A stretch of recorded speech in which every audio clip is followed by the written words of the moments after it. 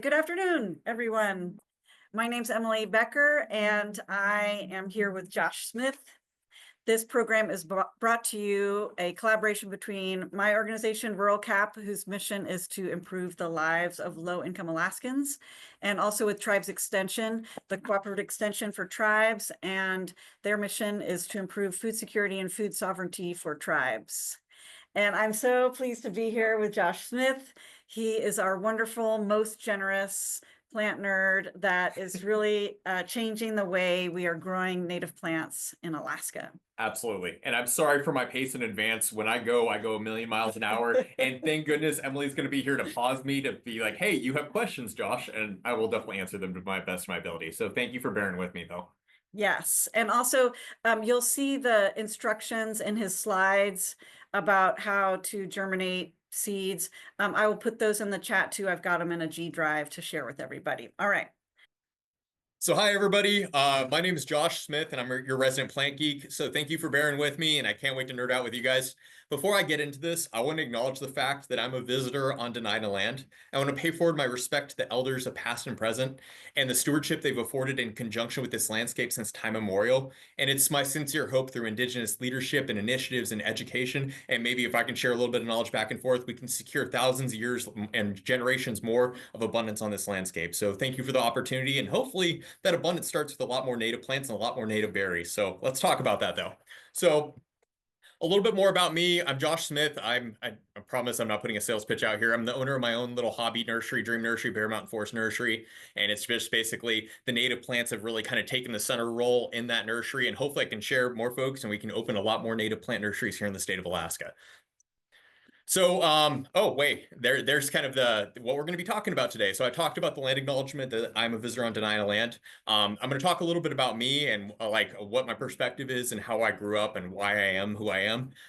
We'll talk about some definitions because I'm going to be adding some science to like how certain things work and some of the pre-treatment requirements for seeds and cuttings and things like that. And then we'll get into the actual nitty-gritty details of how to propagate our beautiful native species. So if that sounds good to everybody, we'll get going.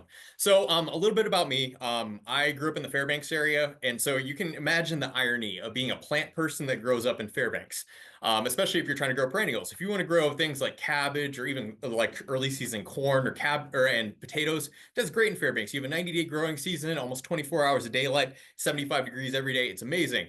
But if you're trying to grow perennials, that whole pesky living in zone 1 thing, it's rather troubling trying to grow any sort of perennial, especially fruit producing or food producing plants.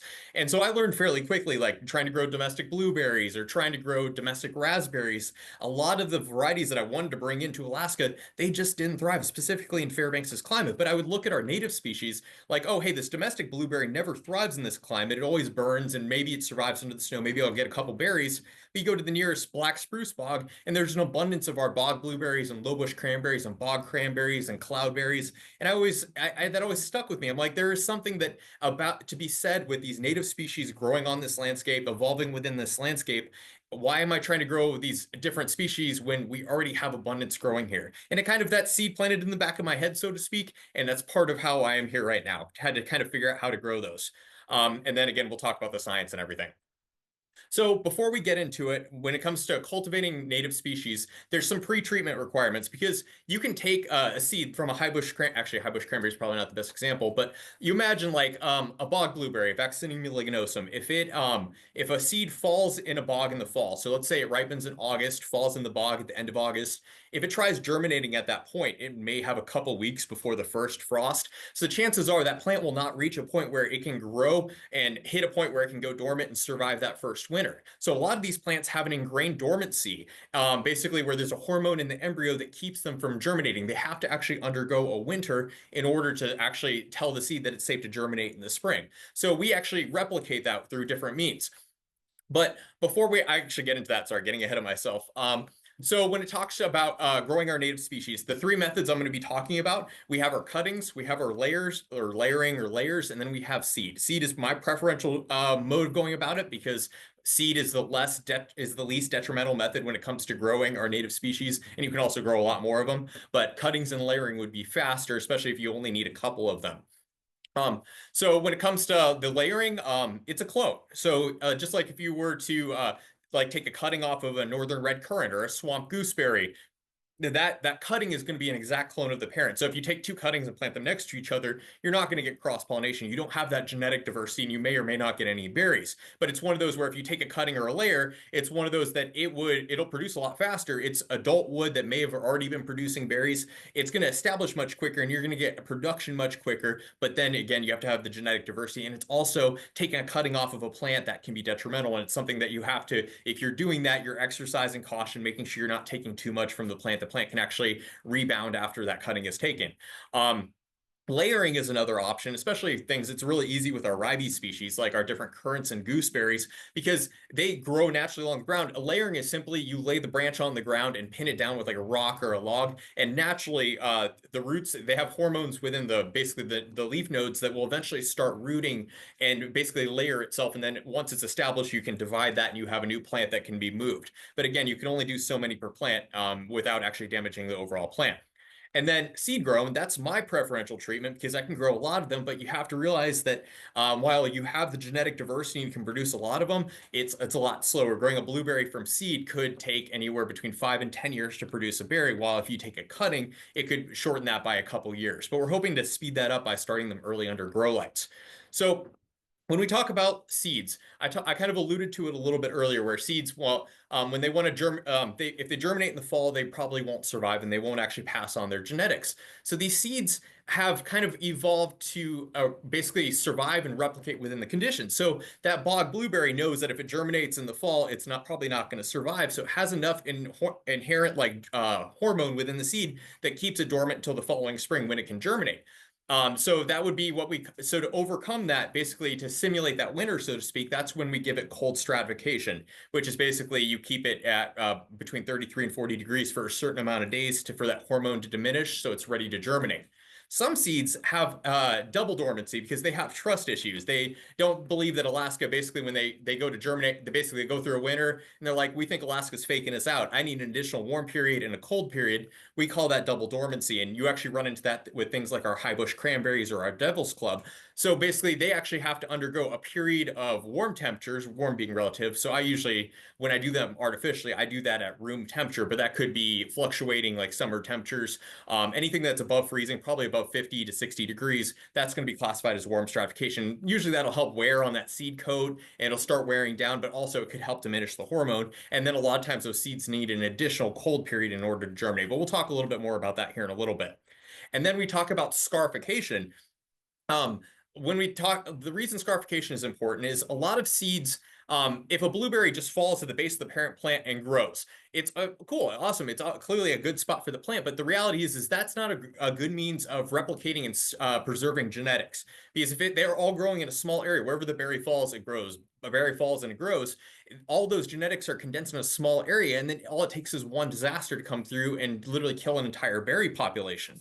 So a lot of these plants have evolved to be moved. And how do you move them? Via animals eating the berries. So, but the thing is for these berries to survive that trip through an animal in order to be dispersed to other locations, it has to survive the passage through the animal. So a lot of seeds have what's called a hard endocarp. It's an outer seed coat that actually preserves the seed. Think of like your rubus species. So like your raspberry, actually your uckpick or your cloudberries are a classic example. Really, really hard endocarp. It's difficult to get through. So if it passes through a bear, that's going to scarify it. So we talk about mechanical versus chemical. When it passes through a bear, that will be the chemical scarification we're talking about, which will help erode that outer seed coat, and then it's ready for the water to reach the embryo and start the stratification process when it is deposited.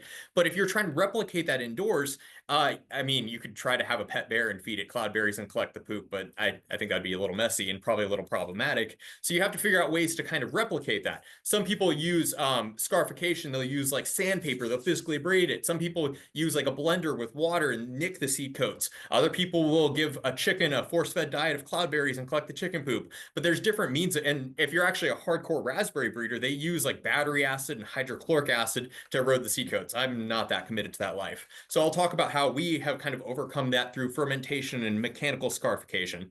And then Finally, we're also going to talk about the difference between indoor propagation and outdoor, and what are the benefits, and like what's your timeline looking like, and how you can actually go about doing this at home. And what I'll say too is I'm far from the expert here. I've experimented a lot and I can speak to what has worked for me. But just like if a cloudberry only germinated through one means and distributed a certain way, it probably wouldn't make it very far, but it grows across the circumboreal region. So what that tells us is there's multiple ways that cloudberries can be distributed and can germinate. So the means that I talk about, I can say that it works this way, but it's not the only way. So by all means, if you find other ways that work when it comes to propagating these species, please relay it up. We'd love to share that information real time and kind of have a citizen science project where we're all learning together. So I'm just sharing what I know, and hopefully we can all learn more as we move on. So we talk about the cuttings. I guess I kind of did get ahead of myself a little bit. But when we talk about layering, this is something, again, it works really well with like your highbush cranberries or your currants. That picture on the right-hand side, that's Ribes glandulosum, also known as your skunk currant. Currants are super easy when it comes to cuttings. With layering, it would be, again, if there's a branch that's kind of growing out to the side, you pin it to the ground, maybe put some leaves over it, some dirt, pin it down with a rock. And sometimes it's as quick as a couple months. Sometimes it takes upwards of 2 years. They will eventually start rooting in that location. And once enough roots have developed, like you give it a little tug and it's not coming up, that means that roots have been established. You can sever it from the parent plant and move that plant elsewhere.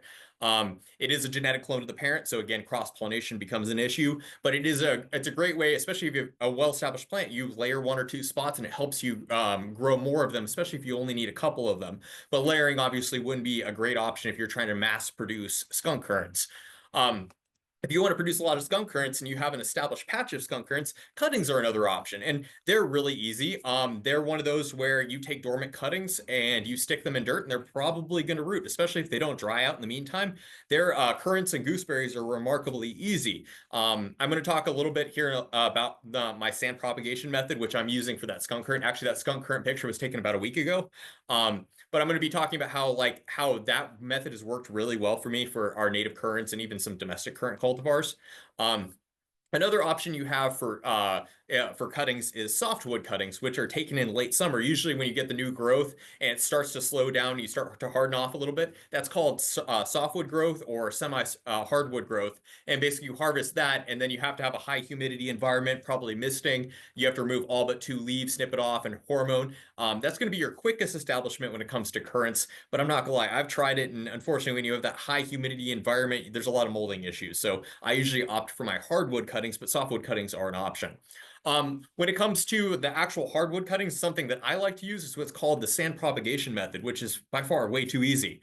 The upside to using hardwood cuttings is basically all of the energy that exists within a cutting, which typically, again, using for currants and highbush cranberries, is already stored inside of the cutting, and it's already sealed off. There aren't any leak points, because the problem with cuttings is when you take a cutting, there's only so much energy that's stored in that cutting, and now it's just a race against time, where basically it has to produce roots before all the energy that's contained in that cutting is dissipated through evaporation and desiccation and things like that. So basically, you're trying to buy yourself time so that the thing can root before all that energy expended and the cutting rots or dries out.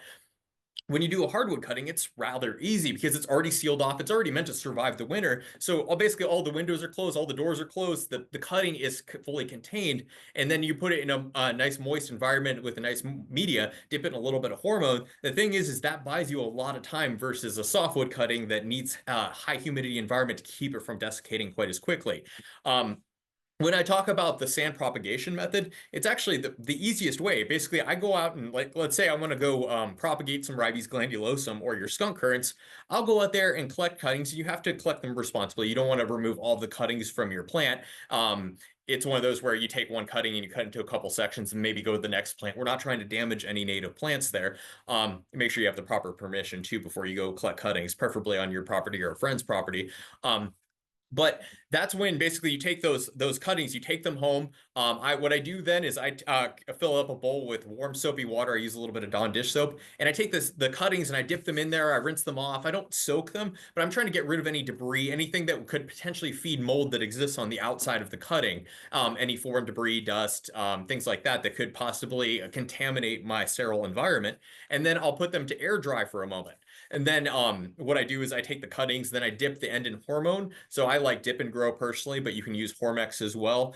There's lots of commercial rooting hormones that you can use. Usually I use like a middle difficulty. I couldn't tell you the IBA rating, but so then I dip that. You can even score the bottom of your cutting so more of the hormone comes in contact and more callus can form.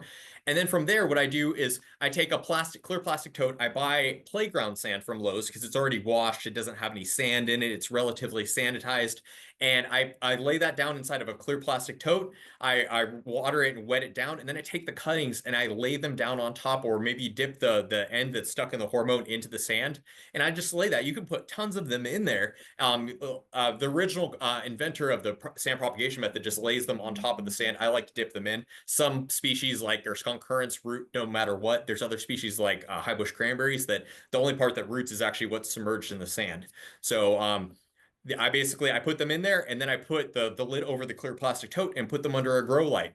And within a couple weeks, you'll start seeing roots. The currants are really quick. Literally within about 3 weeks, you'll start seeing roots start to develop on the currants. Highbush cranberries are a little bit longer, but it's something that's working so far. And then you just after that have to monitor for molding because the new leaves that come out, they're very prone to molding. So you have to adjust the humidity there, maybe crack the lid occasionally once the roots have developed. But it's a neat way to propagate clone plants and produce a lot of them. Again, you just have to be respectful of the parent plant so we're not damaging native stands of skunk currants or highbush cranberries, whatever you're actually trying to grow.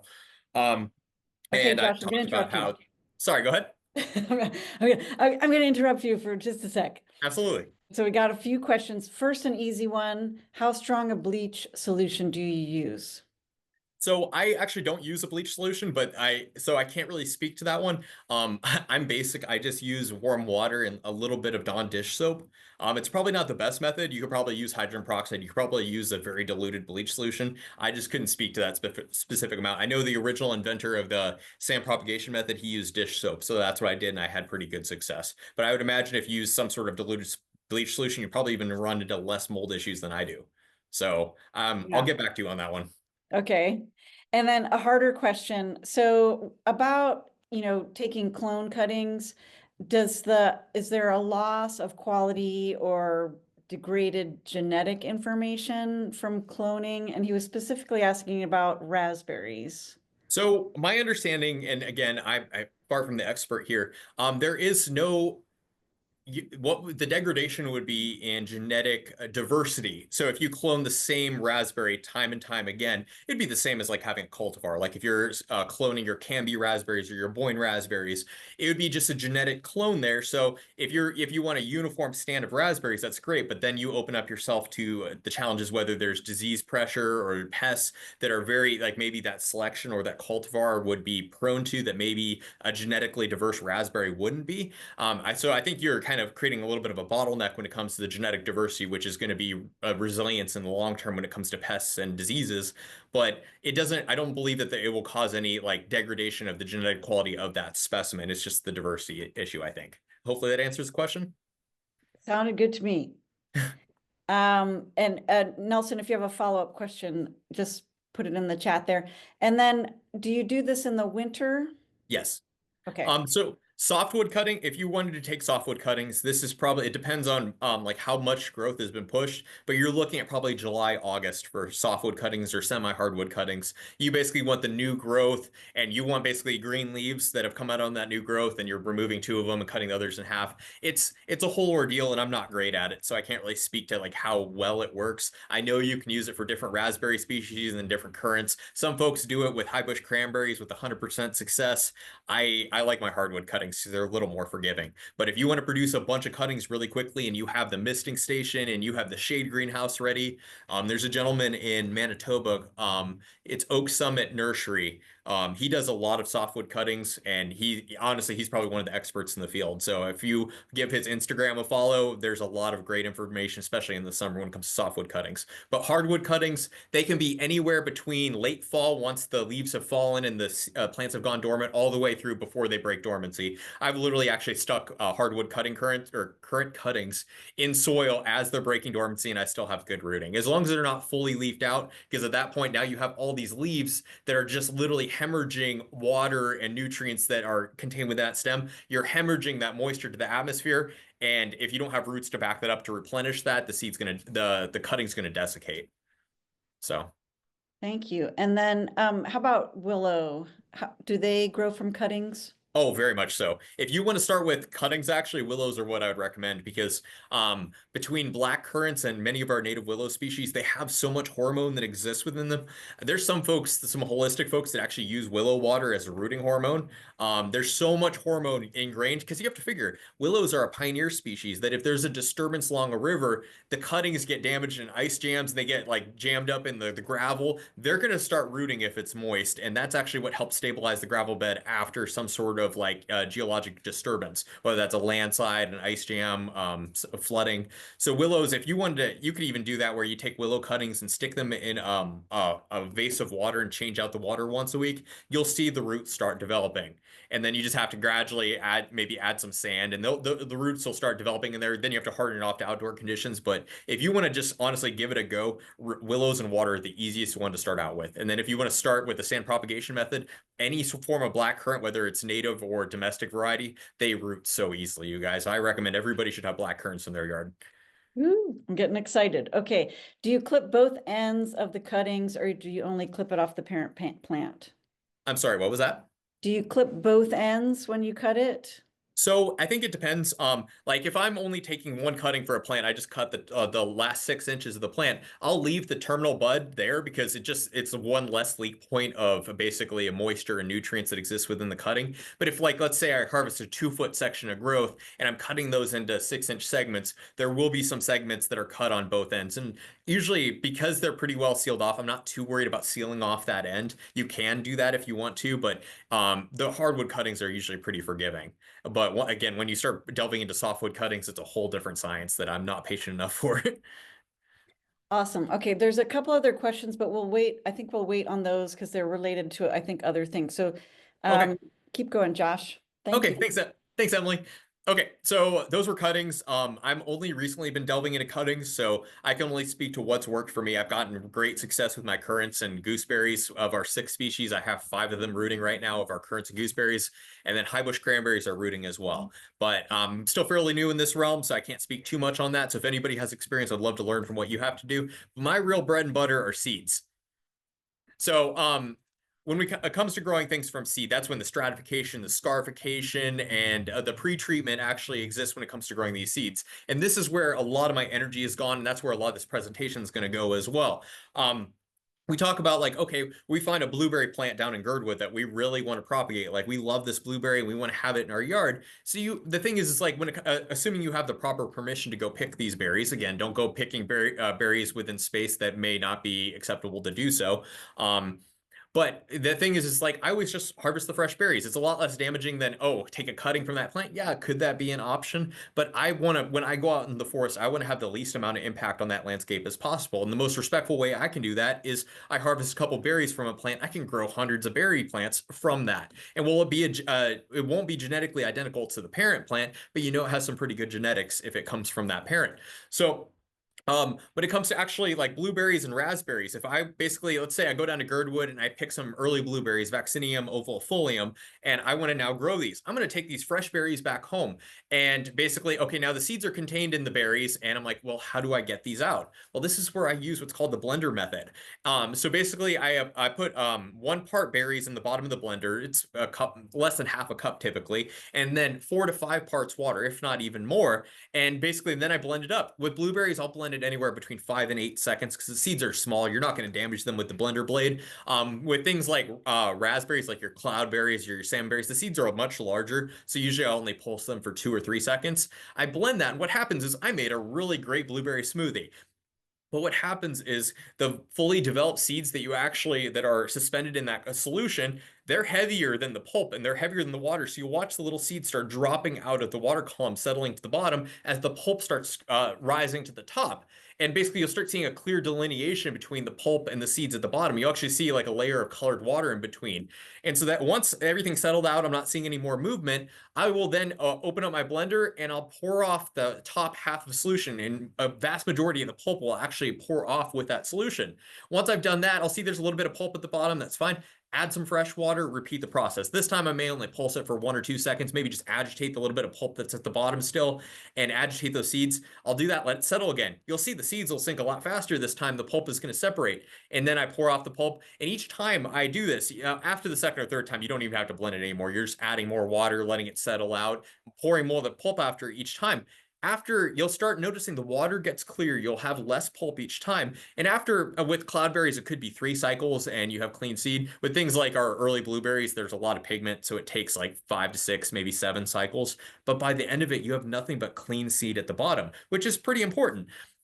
Especially if we're going to be artificially stratifying, because if you're artificially stratifying, you don't want molds, you don't want any sugars of the berries to basically feed molds and fungus that could spoil your seeds. You want clean seeds overall. So basically I use this blender method, and then just to remove as much of the pulp and sugars as I can. So when I put the seeds in the peat moss, I'm not running the risk of spoilage. So once I've actually cleaned my seed, and what I will say too is the blender method is great for blueberries, so your vaccinium species or your ribes species. But if you're trying to do highbush cranberries or Saskatoons or crab apples, you're definitely going to turn those seeds into a smoothie as well. They're just, the seeds are too large, they're too soft, you're going to damage the seed. So when it comes to cleaning those, you have to just go through the laborious process of separating the seeds from the pulp and doing that separately. I know there's the folks at Glacier Bay, or not Glacier Bay, Glacier National Park in Montana, they actually have a blender that actually has rubber paddles inside that are meant to use for softer seeded berries. That's something I'm probably gonna do eventually, because I'm not gonna lie, if you try to extract a bunch of seeds from Saskatoons, you will want to give up on growing berries. So they're frustrating. Same with crab apples, but it's one of those where there are other means. You just, unfortunately, the blender blade is just too sharp and it will literally pulverize your seeds. But for small things like blueberries and your native raspberries, they do great. When it comes to the stratification, once I have that clean seed, if you want to store your seed for a long time, let's say you're not going to germinate this for a year, that's when you'd actually put them on a thin piece of paper towel or a sheet tray and let them dry, because dry seeds can then be stored for a longer amount of time, especially if stored in like controlled environmental conditions. But for me, once my seeds are ready, I know that they require cold stratification, so I immediately put them there because I get better germination with fresh seeds. So what I do is I do buy peat moss, and I understand that peat moss is problematic. It's not necessarily the most sustainable. It's a carbon sump that exists within bogs across the world. The problem is peat moss is very good when it comes to controlling molds and fungus. So I do use it in this capacity, especially for my vaccinium species. You could use things like core and sand, but you run the risk of molding issues. So then some folks recommend you put cinnamon there to inhibit. You can use different antifungal. I just know my peat moss does a really good job. So this is one of the few areas I do splurge when it comes to peat moss, because I've just had better results. But you kind of have to make that determination yourself. I have better results where they don't spoil. What I do is I pour the seeds in a Ziploc bag. I put a little bit peat moss, just enough, because you want to basically, when you toss it together, you want there to be peat moss in between each individual seed. Because basically, if one seed spoils, the peat moss has enough antifungal and anti-mold properties that if basically the mold spreads, if basically that seed gets encapsulated in mold, it's probably not going to spread to the next seed, because it's creating like a barrier of peat moss. It's almost like a protective barrier around each seed, which keeps them all from spoiling. And then I add enough water where basically the seeds stay moist, but then they're separated by the peat moss. They're in the bag. I toss them together. And the whole idea is you want them moist, that when you squeeze the peat moss, it's no longer dripping.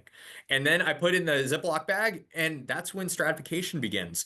And so I talk about like the different levels of stratification. Let's say it's a bog blueberry where they only require 90 days of cold stratification. What I'm going to do is take that baggie of seeds and peat moss. I'm going to put it in the crisper drawer of the fridge, because they like to be between 33 and 40 degrees. And I'm just going to let it sit there for 90 days. It could be 120 days. It could be 360 days. It's not really going to hurt the seed. You may get a little bit of minor fluctuations when it comes to germination percentages. But overall, if it's staying at that temperature, it's fine. Even freezing it isn't going to hurt it. It may just not necessarily help the germination process, but the seeds can just kind of chill there until you're ready to germinate them. And then basically you pull the seeds out of cold stratification, basically signifying to the seed that, oh, hey, I went through winter. It is now summer. I can germinate. Something like a bog blueberry, it'll literally germinate in 6 to 10 days. You'll see the little radicals forming in the bag, and then you know you can actually put them on a community pot and they're ready to germinate. There's others that you do that and they may not germinate for a couple weeks. Okay, cool. Put them back in the fridge for a couple more weeks, try again, and maybe they'll have their cold requirement met then. But each species has like a predetermined amount of cold or warm or scarification that's required for them to germinate. And some of them may, if you have a batch of seeds, some of them may germinate after 68 days of cold. Some may take up to 90. There's going to be fluctuation even among seed batches. So sometimes you'll recognize when you have a good number for them because a lot of the seeds have germinated. If you just start getting a couple germinating, it means that they probably require a little more cold. You're just now reaching the bottom threshold for them to germinate. And then we'll talk about when it comes to seed propagation, when it comes like growing them out, like here, like proof of concept, these are all Cloudberry seedlings from Kotzebue. They just germinated about a week ago. So talking about like the germination process, once they've germinated in the bag, like this has been stratifying for a couple weeks, have a bunch of seedlings. Now I'll transplant them into plug trays of peat moss, and I'll put them under grow lights and give them a diluted feeding of Alaska fish fertilizer once a month or so. And just basically they start growing out. What's cool, like these cloudberries right here, these uppick, they'll grow and they'll produce their true leaves. And by spring, when I go to transplant them into bigger pots, they'll already have little rhizomes starting to pop up. They'll have little runners starting to pop up. So what this plant would have done outside maybe 2 or 3 years, it's accomplishing in a couple months indoors under grow lights. So it just shows one of the benefits of starting some of these indoors.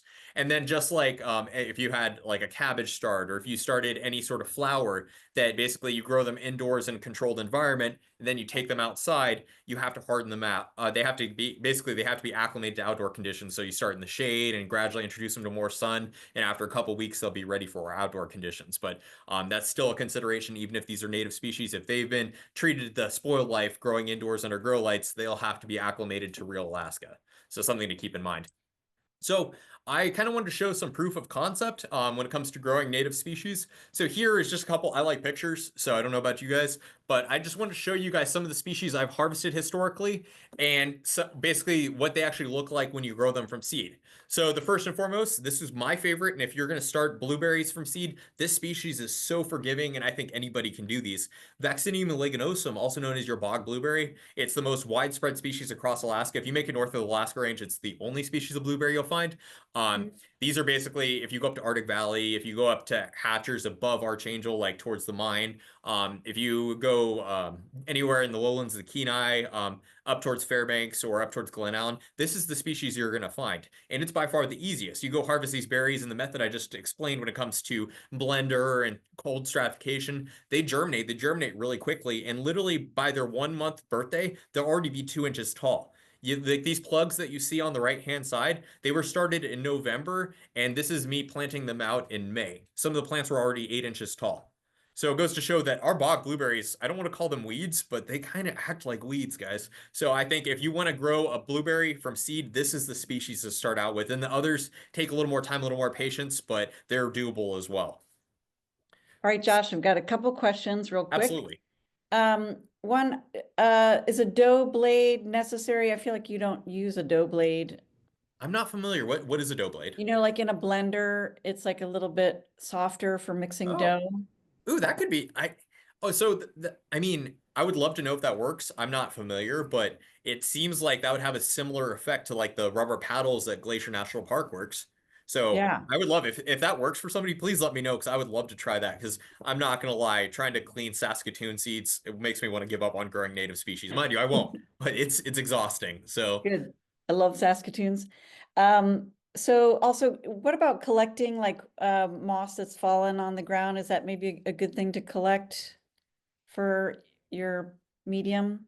so what I will say is you run so when it comes to transplanting, especially, so I be careful because again, we don't want to be damaging any native environments while we're doing this. Be respectful of the environment when we do so. But you can very much do that, and that's something that would exist, especially if that seed were to fall outside. That's where it would be growing. I'm a big fan of that, especially when it comes to I go to plant one of these bog blueberries or go to plant early blueberry or something. I like to have a little bit of the native soil where the parents were growing, just because there could be good mycorrhizal, there could be fungal networks that exist within that soil that may be beneficial to this berry. The only thing I'd be cautious of bringing it indoors is I like sterile media because you run the risk of if you bring basically that batch of moss indoors, and now you're basically the checks and balances that may exist, whether it's weather, maybe it's predator species, because we have to think of that soil as a living organism. There's so many thousands of species of fungus and microbes, bacteria, all growing, all living together. But you pull it out from the external environment, put them in a controlled environment. Who says that that balance will remain? And so you could end up with one fungus that takes over and spoils your seeds, or you could. So basically, it is very much an option.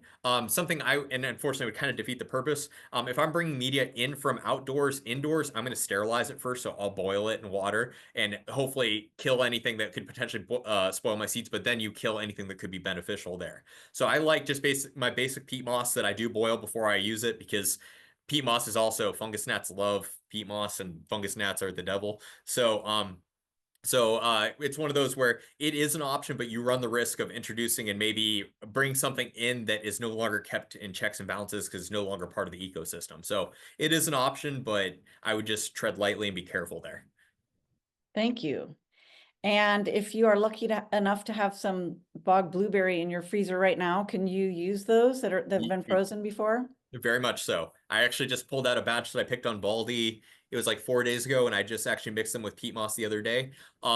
I know Patricia Holloway did a lot of work when it came to growing bog blueberries from seed, and she had the best success from taking frozen berries and extracting the seeds. And she got almost, I want to say the study said 70% germination. The one time I've done it, my germination was much lower. I've had more success with the cold stratification in the fridge. But regardless, if you have frozen berries, you will have some germinate. It may not be the hundreds of seeds. You may just get a couple dozen, but I mean, a couple dozen blueberries is still a lot more than we have right now.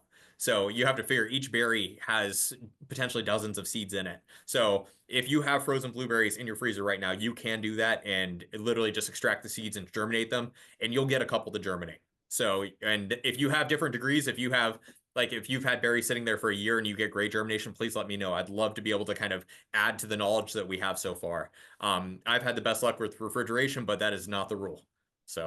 So if you're using frozen berries, can you skip the refrigeration part?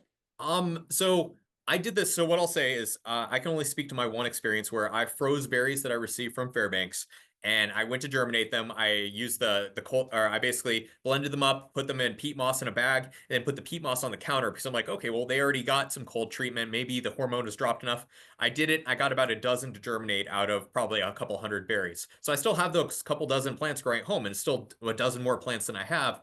But then I did the cold stratification method of the fridge and the peat moss from berries I picked out in Houston, and I got almost 100% germination. I have thousands of plants. So it's one of those where it will work. But again, Patricia Holloway did it, and she got almost 70% germination. So it could have just been where the seeds I got from Fairbanks maybe were earlier in the ripening process. Maybe the seeds hadn't fully matured. Maybe the ones in Houston picked later had matured. There's no guarantees that the freezing actually was the reason I didn't get great germination. But regardless, you will get germination from frozen berries, especially the bog blueberries. So the degree of germination, again, that's kind of up in the air though. And again, I think there's other variables that come into play. Thank you. And then do you test or worry about pH of your growing media? Yes. So I don't test specifically, but especially with vacciniums, they like their acidic. So that's why I use just the unlimed like sphagnum peat moss. You can buy the bales of it, or you get a small thing of like, I think it's the black gold sphagnum Canadian peat moss at like Fred Meyer's. Again, sanitize it first. I'd boil it first, but it's already inherently acidic because that's the environment it came from, and these blueberries respond very well. I will say I shared this information with a lot of folks, and I had somebody actually send me pictures of their 3-month-old bog blueberries that they were growing on cocoa coir, and they're like, why are they so small? Why are they so puny? And literally, these plants literally had cotyledons. They hadn't even put on a true leaf after 3 months. I'm like, my plant's already 8 inches tall in that period. And come to find out, because of the cocoa coir, because the acidity wasn't right, maybe the nutrients weren't right, the plants sat there and they just pouted. They hated their lives. They were alive, but they did not look like they were loving their life. But then ones that I literally put on peat moss with no nutrients whatsoever thrive.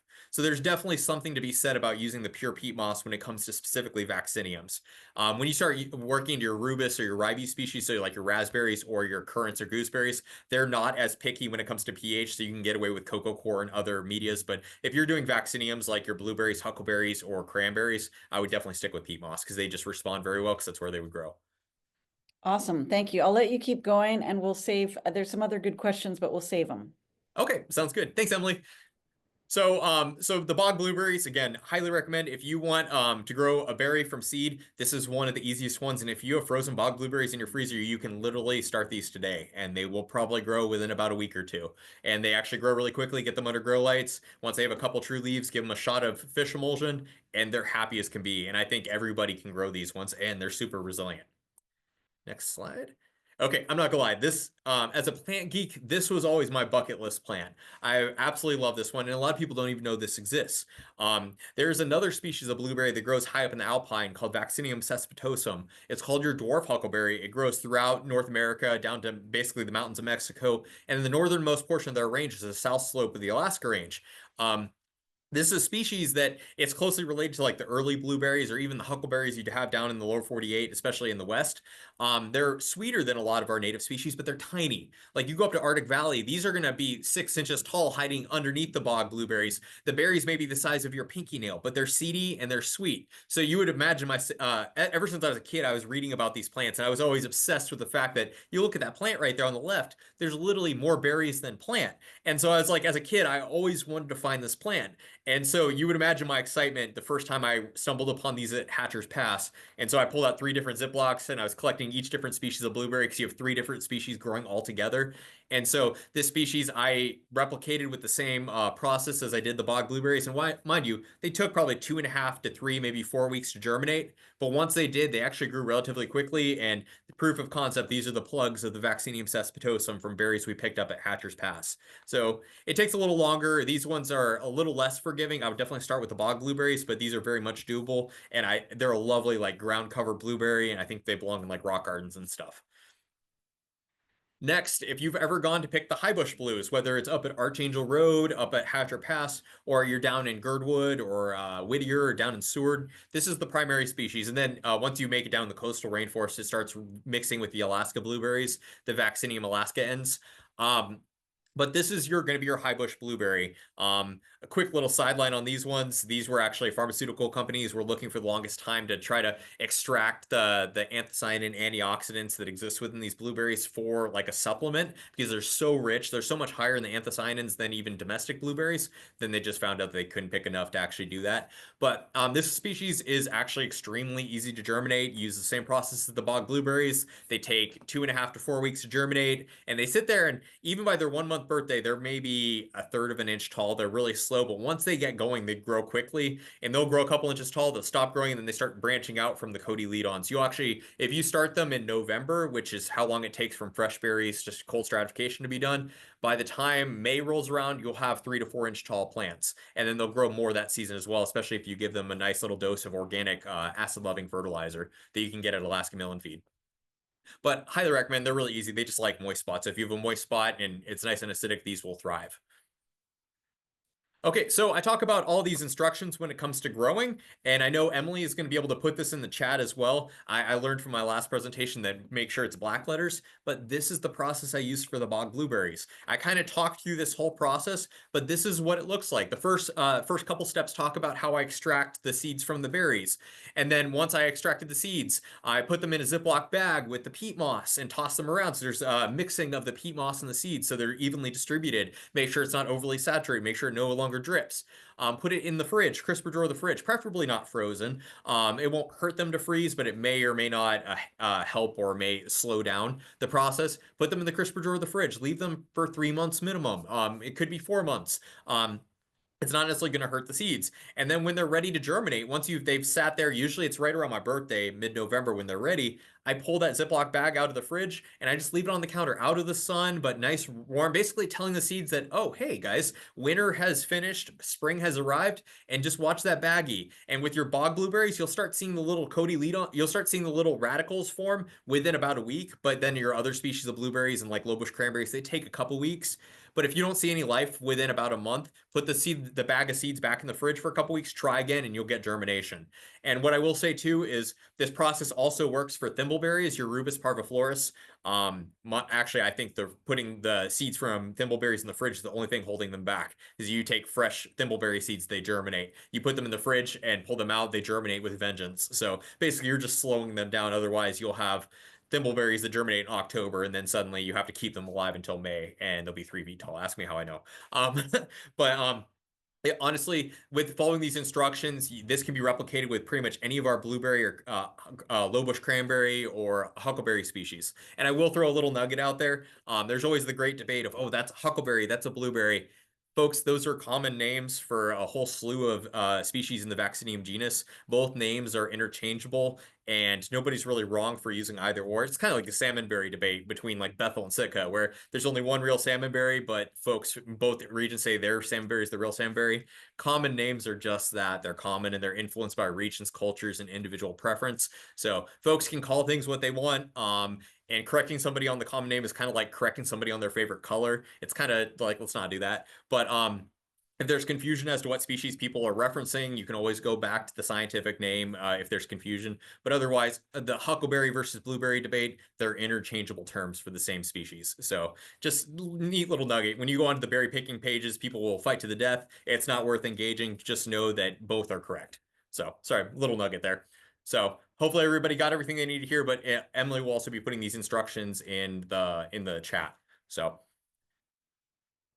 okay, this one is actually one of my favorites because this is the one where when I first picked cloudberries in a bog at an undisclosed location here in South Central Alaska, I was like, I want to germinate these. How do I do it? I went on the internet. The internet wasn't helpful at all, trying to figure out how do I germinate these. There was one scientist who said, oh, because they're meant to pass through a bear or a bird, they have that really hard outer seed coat we talked about earlier called an endocarp.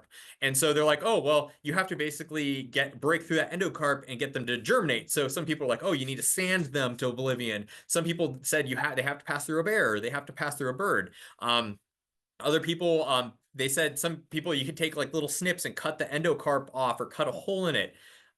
I tried cutting a hole in it and I gave up very quickly because I just smashed the seed and accomplished nothing.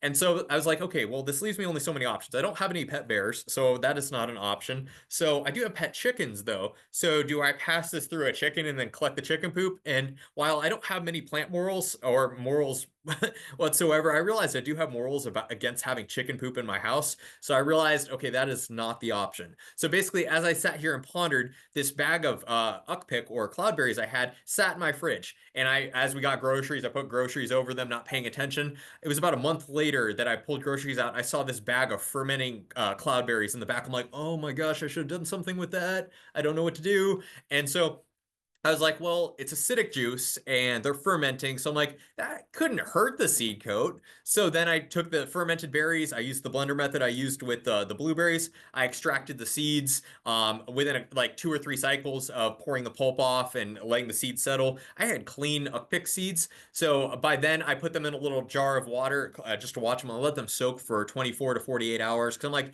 well, if it has that hard seed coat, I want the water to soak through that. So if I leave it for 2 days, we know it's going to get in there. So I let them soak there, and then I put them in a baggie of peat moss. I was like, well, okay, I skipped the step of animals eating them, but right now it's August, and what would happen if these berries were in a bog? They wouldn't freeze. They wouldn't get cold until probably September, October. So then I put them in a bag of peat moss. I'm like, well, I'm going to replicate that with a process called warm stratification. So I tossed them in with the peat moss, got the evenly distributed, squeezed out the extra water, and then put the baggie of uckpick with the peat moss in the baggie of it. I put it on the kitchen table and just let it sit there. Well, it was only supposed to go until about September when naturally it would get cold.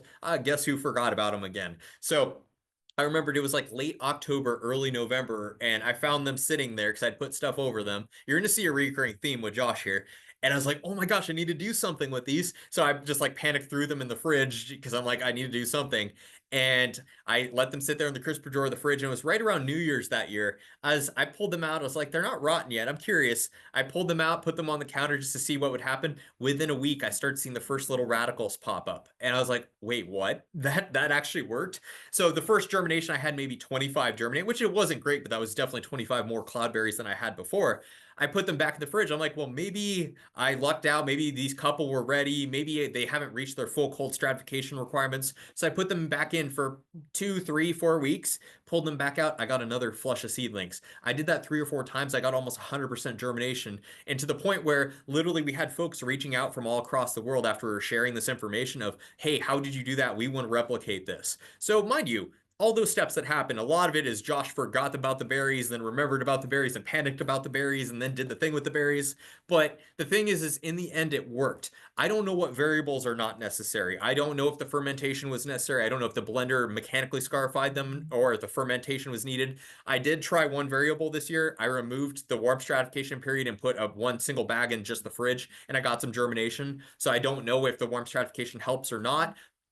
The reality is I just know that as of now, with my limited experience, the equation of the fermentation, the scarification, the soak, the warm stratification, and the cold stratification, it works. And here's the proof of concept. Again, these are all little seedlings that started germinating about a week ago from Kotzebue. So I'll pot these ones up in peat moss and plug trays. And then from there, I will, whatever hasn't germinated, put it back in the fridge for a couple weeks, and more of them will germinate when I pull them back out. So that's kind of the neat little thing with these seeds, keeping them in a bag where you can pull it out, do a germination test. If it doesn't do it, put them back in the fridge, and you'll be surprised. And like with salmon berries, I did that. The first time I did it, I got no germination. I put them in for 3 weeks. I pulled it back out, and I got about a dozen to germinate. The third and fourth time, I got like 40% of them to germinate. So don't give up if you don't have germination the first time. Give it a couple weeks. If they don't germinate, put it back in the fridge and try again. So some of these seeds have some trust issues, or they have a higher cold requirement than maybe have been met already. So, and these instructions for the cloudberries will come out here in just a moment. Salmon berries. So this is another one that I employed the similar process to what I did with the cloudberries. And the first year I did the germination with the salmon berries, and I got actually really good germination. They took almost an additional month of cold for them to start showing signs of life versus the cloudberries. And by the end of the cycles of the 3 weeks in the fridge, pull it out, 3 weeks in the fridge, pull it out, I got about 40% total germination. The second year I did that, I'm like, yes, I figured out salmonberries. I'm so excited. I did that. I got 14 to germinate total after all of the cycles of warm and cold. I'm like, well, that's frustrating. The third year I did it, I got 2 to germinate. I'm like, wow, I've not cracked the code here. But you see the picture on the right-hand side of the PowerPoint. This was a fun one. This is don't be a Josh and label your stuff. That third year, I went to go germinate salmon berries. I got 2 to germinate. I was really just frustrated. And so what I did is I took the leftover bag of seeds, and I'm like, oh, Alaska, I haven't cracked the code. Salmon berries still elude me. I took all the seeds in the soil mix, and I just dumped it in a patch of the garden and forgot about it. Didn't label it, of course, because Josh doesn't label anything. Story of my life. And the next spring, there was an eruption of seedlings, and I could not figure out for the life of me what they were. I went in, I was looking at the seeds, I saw the little indents in them. I'm like, what is this? Because Cody lead-ons, they just take that first leaf that comes out when the seed opens up. They all look the same. They look the shape of the seed. So I'm like, this doesn't help me at all. But then they start producing true leaves, and that's when I realized this is a raspberry species. And I see the little bit of peat moss around. I'm like, these are salmon berries.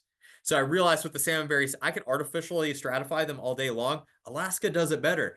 If you take your salmon berries and mix them into soil in the fall, you're going to get germination that spring, and you'll also get germination the second spring, because some of them they have that double dormancy. They don't germinate that first spring. But if you leave them, keep them moist over that summer, they get that additional cold, they'll germinate the following spring. So I think salmon berries are ones that we can all be growing in our yards. And then here, I grow them in Chugiak. They like moist spots. I have them up on my hillside planted. They're not as happy. You only get about 2 feet tall, and I get a couple berries. But the ones I have down by my creek are 4 to 5 feet tall and thrive. So they're hardy. They grow here. There's native patches of them as far north as like Denali State Park. And if you have a moist enough spot here in South Central, they thrive. Up in the interior, I think it would be a bit of a challenge, but I can't really speak to whether they'd be adaptable up there or not. But it goes to show that while I try to science my way through of like, how do I replicate the natural conditions that exist with these berries and grow them indoors, sometimes Alaska just does it better. And I will admit defeat there and realize that the salmon berries, I mix them into the soil in the fall, Alaska will do the work, and it's almost easier that way because then I don't have to worry about them spoiling. They just are part of the soil horizon. They'll germinate when they're ready. And there's kind of a strange piece to that. So I talked about the process when it comes to germinating all these. So this is basically the written out instructions of literally the test that theory at my earliest convenience with the cloudberries. Josh forgetting the process, forgetting about the berries, remembering the berries. This is basically me writing down that process so it's something that can be replicated. Again, I don't know what steps can be omitted. I don't know what's necessary. All I can speak to is this worked for me. And so if you follow this to a T, you will get germination of cloudberries and maybe some germination of salmon berries. Again, I think it's better just to do them outside. But this will work. And I actually proof of concept, there was actually a woman who lives on in a town, I believe in Northwest Territories on Hudson Bay, who saw my instructions on one of the Alaska harvesting pages, took the instructions and actually were able to germinate uckpick over there along Hudson Bay using this process. So it has been replicated outside of this region. And so if you find out new details that work better, let me know. Yeah, cloudberries are also another one where if they don't germinate, you take the seeds and mix them into a garden bed, and they'll germinate the following spring. You'll have little plants. It does help to start them early because they say, I want to say I was reading somewhere that cloudberries, they'll take upwards of 7 years from seed to produce fruit. By starting them early, let's say you have them germinate in January or February, and you grow them in like little plug trays under grow lights and peat moss, that you could be saving a couple years in that process. They could be getting a couple years worth of growth in the meantime while you're starting them indoors, and then you take them outside. You could have the equivalent of a 4-year-old plant that otherwise would just be 1 year if it started outside. So you have to figure seeds, when it comes to seeds and plants, years are relative. If it just grows one leaf that season, that is perfectly acceptable for a boreal species. It has all the time in the world. It's us people who are trying to speed it up a little bit. So if you want to speed up the possibly and how quickly you can speed up the process of producing berries, starting a lot of these plants early, especially like blueberries and uckpick, starting them early will just help push up the timeline when it comes to some sort of production. I will also note with cloudberries that the species is dioecious. So it's one of those where you have plants that produce either male flowers or female flowers. So the more you grow, the more chances you have to assume that there's going to be a 50-50 split between the seedlings. So it's each seedling has the potential to be either or, but you won't know until maybe 7 years when it flowers which one's a male, which one's a female. So by growing a bunch of them together, you're just adding to the odds that you'll have both male and female plants growing together and flowering together. Because when you go out in the woods, you'll find patches of cloudberry leaves everywhere, but maybe no berries. A good chunk of that is because maybe there isn't the adequate pollination with both male and female plants being present. I will say too, this process when it comes to growing cloudberries and salmonberries, it works great for nagoon berries as well. So I've gotten great germination so far. The nagoons may only need cold requirement. I'm trying both processes right now, but all I know is I tried the same with the cloudberries and it worked great. I'm still trying to work on our trailing raspberry. No germination yet, so the rubus pedatus is still kind of eluding me, but I'll figure it out eventually and I'll let you know. But if you find out before me, please let me know. So so basically, oh, sorry, go ahead, Emily. No, I was just gonna say, I know we just have a few minutes left and Josh has agreed to stay later. So if you need to leave, don't worry, we'll have the recording. But go ahead and finish and then we'll do questions. Okay. So, thanks for bearing with me, everybody. I'm actually just going to kind of lay out like my recommendations for propagating our different species, because you always have to make that determination of, are you going to artificially do it? Are you going to replicate everything and potentially forget about your berries in the fridge like Josh? Or are you going to let Alaska do the work? And so when it comes to artificial stratification, germinating indoors, I highly recommend it for like all of your blueberries, your huckleberries, your lowbush cranberries, and your cloudberries, just because they take so much time from seed to production that when you start them, like you say, you have a bog blueberry that germinates in November, it could be an 8-inch tall plant by the time you plant it in May. It could take that plant 4 to 5 years to do that out in the wild. So it's one of those where you're speeding up your timeline a lot. Could you take this berry and just plant it outside and grow? Yeah, absolutely. But you may be waiting 7-10 years before it ever produces berries. So you're just speeding up that timeline. So that's why I recommend for your blueberries, huckleberries, lowbush cranberries, bog cranberries, or your cloudberries, starting them indoors is beneficial because you're just bumping up your timeline. When it comes to natural versus artificial stratification, these are some of the species that I think could go either way. Like I showed you the salmonberry, I kind of sort of started cracking the code. Some of them started germinating, but Alaska still does it better. And the salmonberries are extremely vigorous. Once they get going, 3-year-old plants are 3 to 4 feet tall, especially in a good environment. So salmonberries are one of those where if you just mash them in the soil, you're probably going to get decent germination. And actually, when it comes to like Saskatoons, you take Saskatoon berries and mash them in the soil in the fall, they'll all germinate in the spring. So they're way too easy to do it that way, and that way you don't have to extract seeds and go crazy like Josh does. Currants, a lot of times they need freezing and thawing action. They may need some scarification. I get better germination when I take the seeds. And then highbush cranberries are one of those where you can take your berries, mash them, put them in soil. They won't germinate that first spring, but that second spring, 18 months after you plant them, you will get almost 100% germination. So as long as you don't forget about them, maybe you plant them deliberately in lines, so suddenly 2 years later you have lines of plants show up, you're like, wow, that's deliberate. Or you just label them, unlike Josh. And then when it comes to natural stratification. Things like Devil's Club, watermelon berries, or native mountain ash. Alaska does it best. All of these species they take multiple years. So like Devil's Club, if you take Devil's Club berries and plant them, they won't germinate that first spring. They actually take that second year, and then that second spring you'll have a flush of little Devil's Club seedlings popping up. Same with our native mountain ash and watermelon berries and highbush cranberries. I will note though, if you ever find a pile of bear poop that's full of seeds, it's a neat little experiment. Mind you, you don your proper PPE because nobody needs to be getting sick from bear poop. But the thing is the bear is a mechanism of distribution in the forest, as is if you find a piece of bear poop and you can safely collect it, take it home and like maybe crumble it carefully with proper PPE over a garden bed.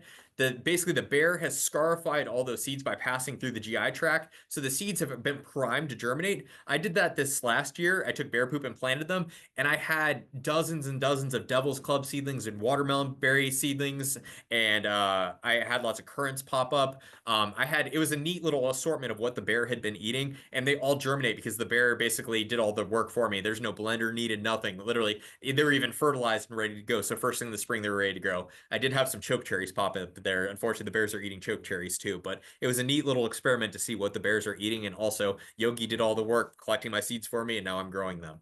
So I will throw one little nugget out there before we go into questions. Highbush cranberries, actually a neat little experiment. I did this last year where with highbush cranberries is I took fresh seeds right as the berries got soft. I harvested the seeds, soaked them for water for 24 hours, put them in peat moss, and left them on the counter because I was told that they needed warm stratification. They started germinating in 2 months. So highbush cranberries don't necessarily need cold if the seeds are fresh and the berries are just getting soft. You can take those seeds, keep them in a baggie on the counter. They'll start germinating in about 2 months, and you can grow them under grow lights over the winter, or you mix them into a garden bed, mash them, and then not that first spring, but the second spring, you'll get germination. So you have options. Alaska will do the work for you. It's just, are you patient enough? And sometimes we can kind of help things along and kind of push these plants along ahead of time. Either way, we're growing more native species, so I highly recommend it either way. So with that, I guess I'll stop rambling and I'll go into some questions. Woohoo! Thanks, Josh. Thanks, All Emily. right. I know there's been some questions that I hadn't answered yet. I'll try to, rapid fire, and if we miss them, put them, you can post them again. During the stage where you have the seeds in the bag of peat moss, do you have light on them? Um, it's not necessary. So I will say there's one exception to that. My biggest achievement this year was figuring out how to germinate red huckleberries. I had the privilege of traveling around Southeast Alaska with my dear friend Yake, and we were able to go harvest like black huckleberries and red huckleberries, but I've never been able to germinate them with any success. Well, I decided to put them in the fridge for a month with cold stratification, and then I tried something. I was like, well, they grow on the rainforest floor. It's nice and cool, low light. Let's see how this works. So I took a north-facing window. I put the Ziploc bag. I inflated it with a little bit of air and kind of ruffled things up. And I put it in the windowsill where I live in a 1980s house that just like leaches, like it just, all my hot air is blowing out the window, the giant draft, but it's great for seeds. And so I let the seeds sit there and it's nice and cool and moist. And I had hundreds of red huckleberries start germinating. They liked that low light environment. So when it comes to just stratifying, like warm stratification, light isn't necessary. It's just when they start growing and you actually, the cotyledon starts showing, I would definitely, like, when they start getting to this stage, they're going to need light. But when they're just germinating, for the most part, most of these species don't need light to germinate. There may be some exceptions, but at that point, most of these species are more contingent on the environment, like the temperature being right, and they'll germinate. And then once the cotyledon is popped out, that's when they will need light. So that's when I'll transplant them into pots. Awesome. So, let's see. What was the name of the Manitoba guy's Instagram? Absolutely. It's called Oak Summit Nursery. Okay. And then Shannon is interested in trading Western hazelnut cuttings, and those aren't native plants, but I think, yeah, if people are interested in hazelnuts, we should get together.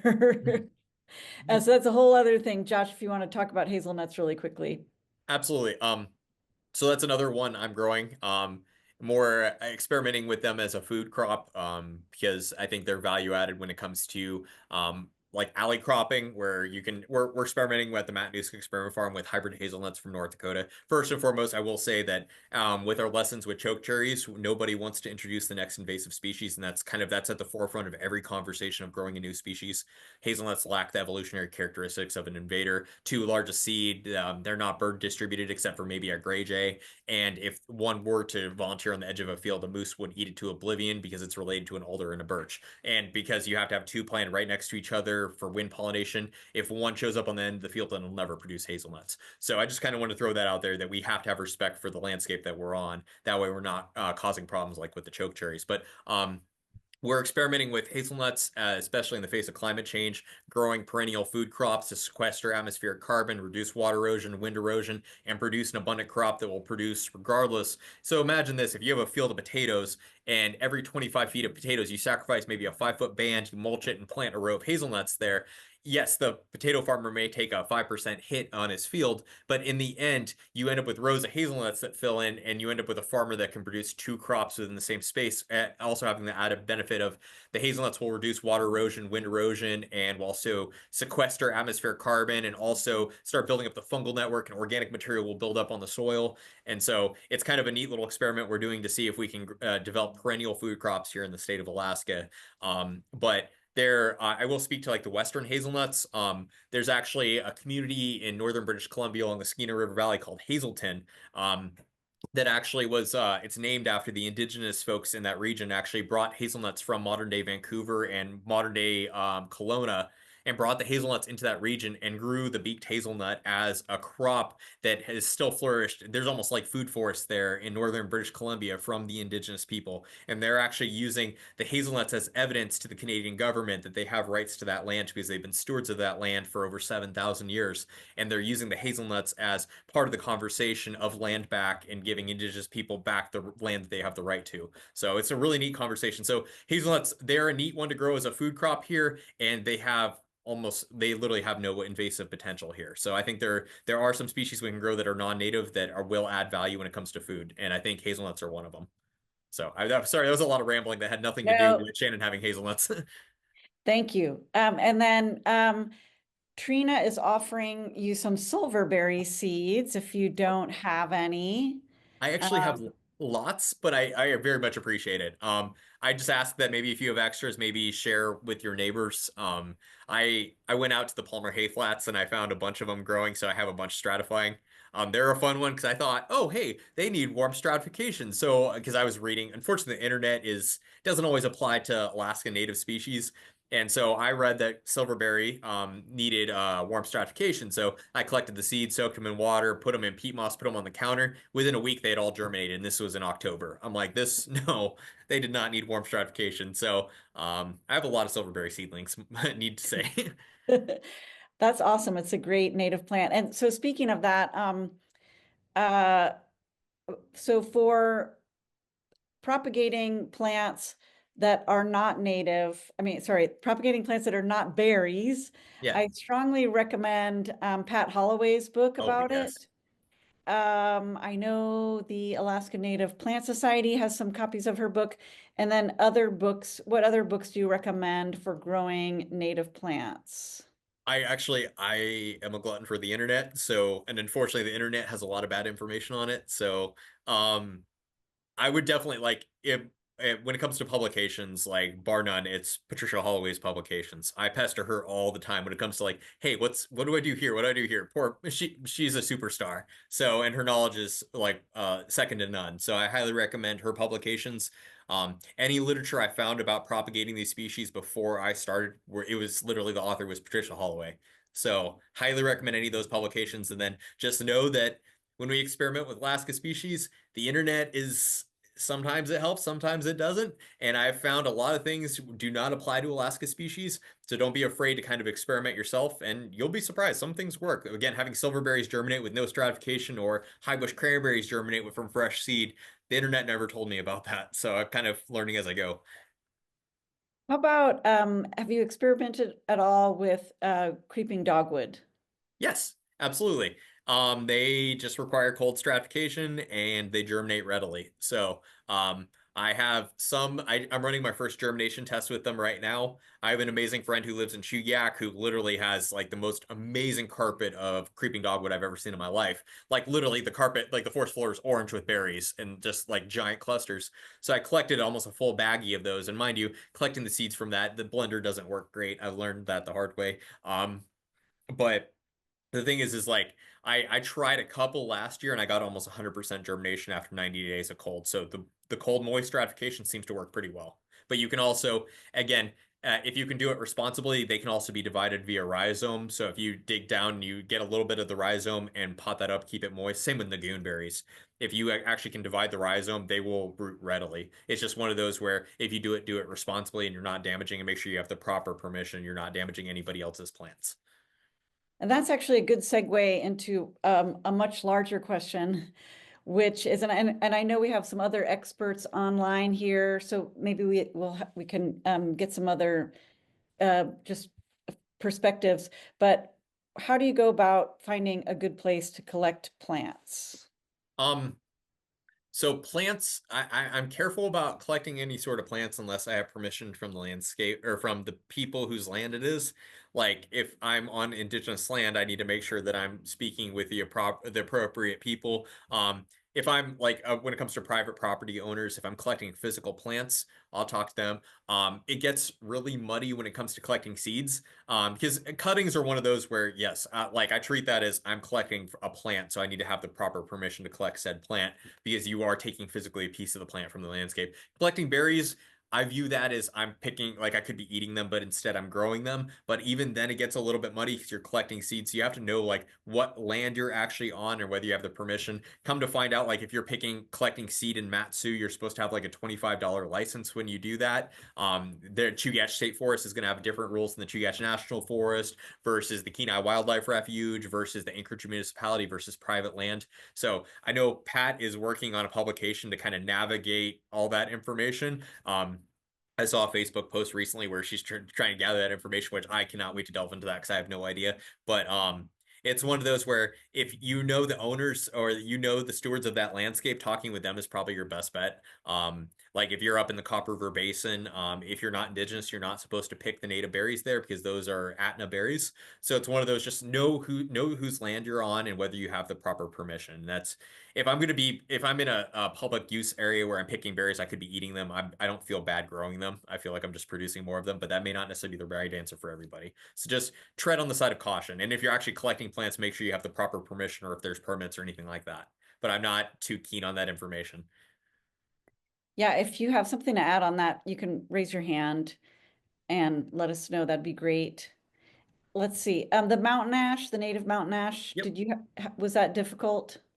So that's one of those. I've tried it both artificial stratification and through the natural stratification. Natural stratification, I got almost 100% germination, but it takes that. It's not the first spring, it's the second spring I get germination with. But I did whole berries. Maybe it'd be faster if you mashed the berries first, maybe getting the soil in contact with the berries first. But I think it was Sorbus scopolina, so the Western mountain ash, not the Sitka mountain ash. But I did that artificial stratification, and out of like several dozen berries, I got like four to germinate artificially. So I haven't quite cracked that code yet. They may be one of those where they need warm and colds. They may need some scarification. I don't think so because it's a glorified poem. So I think the seed is relatively soft. It just may require warm and cold, a double dormancy, so to speak. But if you again, Devil's Club, highbush cranberries, and native mountain ash. If you take the berries and plant them in the fall, not that following spring, but the second spring, you'll have germination. If you plant them in rows, you'll ask yourself 2 years later, why do I have a row of random plants growing there? That's when you'll remember it was deliberate. Ask me how I know. Thanks everyone for coming and thank you, Josh. Thank you so much. Thanks, Emily.